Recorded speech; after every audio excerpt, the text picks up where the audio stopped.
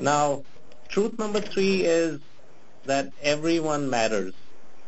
This was very evident even in your Power of Nice book. Right. I remember the watchman, the person, the security guy in the building. Yeah. Story that right. Would that be a good one to talk about? Sure. If you came to our building on 49th and 8th in Manhattan, probably the first person you would see was Frank.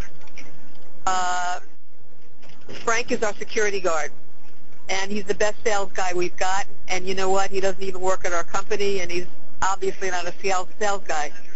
But Frank is somebody that we're nice to because we believe in the power of nice. We greet him every morning. There's extra donuts or cupcakes. We make sure him and his group have some.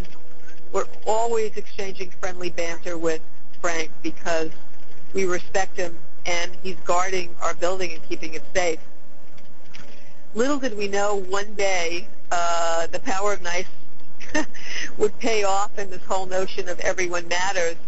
We were pitching the U.S. bank account. It's the 4th largest financial institution in the country, and the CEO was making a surprise chemistry check. It was between us and another agency, and he just showed up. He wasn't sure if he wanted a New York agency. They're based in Cincinnati. And who do you think the first person he met was? Frank. And he said, I'm here to make a surprise visit to the Kaplan Baylor Group. Could you tell them that, Richard Davis is here? And Frank broke out in a wide grin, and he said, wow, you are going to love these guys. They are the nicest people in the building. And they always have a ready smile for me, and I can't imagine a better company to deal with. He had no idea who Richard Davis was, why he was coming. And Richard Davis told us that on the elevator up to the 34th floor where our office is, he said to himself, well, I know they gave us a good presentation, but how could I not work with the agency that has their security guard extolling their virtues? And we got it. We landed a $40 million account. And again, everyone matters. Everybody is important. That person next to you on the bus or the train that wants to make small talk, you never know how you're going to connect with that person. We tell the story of a woman in Washington, in Tacoma, Washington, who would always make small talk with the barista at her Starbucks. And one day the barista noticed that she looked very sad, and she said, what's the matter? And she broke into tears, and she said, I need a new kidney, and nobody in my family is a blood match, and I have to go on dialysis, and they haven't given me many more months to live.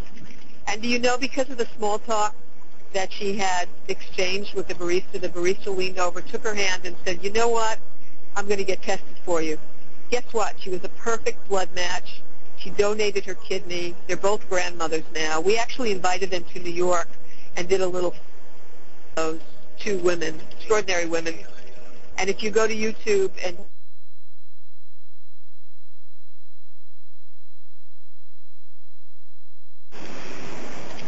hello? Welcome back, Linda. Hi. Yeah, you know what? I'm sorry. It was a patch. The communication went down.